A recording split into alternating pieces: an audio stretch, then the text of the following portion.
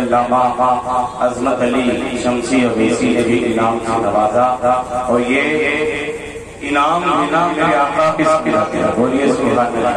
اور نعت پڑھنا حضرت حسان بن ثابت بھی، لیکن آئیے وقت ہے نہیں کہ زیادہ دن بولا جائے، 5 منٹ ہو ہی گیا اور سارے لوگوں کا خیال رکھنا چاہیے۔ اور سنیں، شادی کی محفل ہے،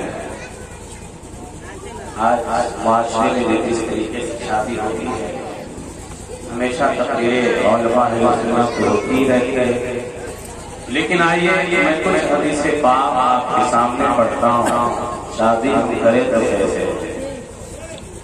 سب سے بہتر شادی وہ ہے جس میں کم خرچہ ہوا، لیکن آج معاشرے کے حالات آپ دیکھ رہے ہیں۔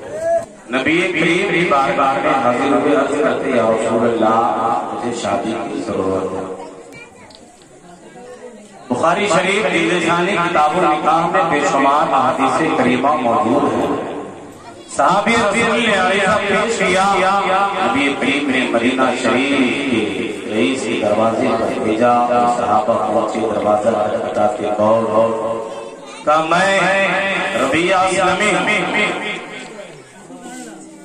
حضرت ربیعہ اسلامی رضی اللہ تعالیٰ عنہ کو جب اس نے دیکھا تو رئیس نے کہا کہ میں مالدار آپ غریب ہیں، ہر دور میں یہ امیری اور غریبی کا معاملہ رہا، آج بھی ہے، لیکن یاد رکھیں مال ہو تو سب سے بہتر مال وہ ہے جو دین میں صرف ہو جائے، سب سے بہتر مال وہ ہے جس سے سفر حج ہو جائے، سفر دیار حبیب ہو جائے۔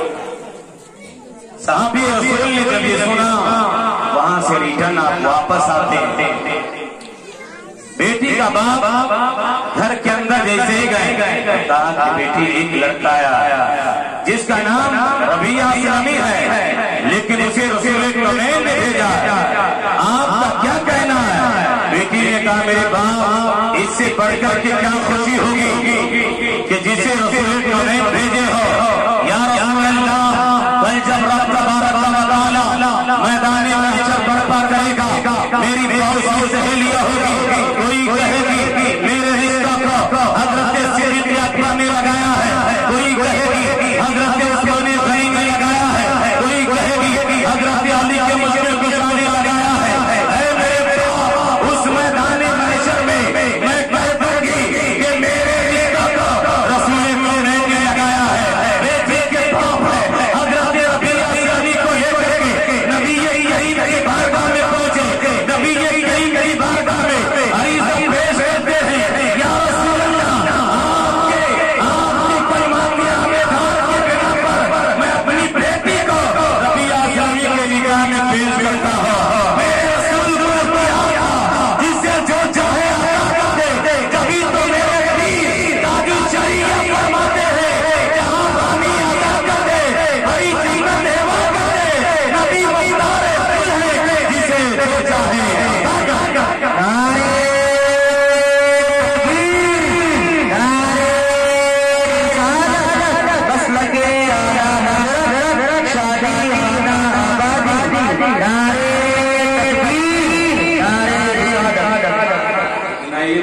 واقعہ اور سناتا ہوں بھیا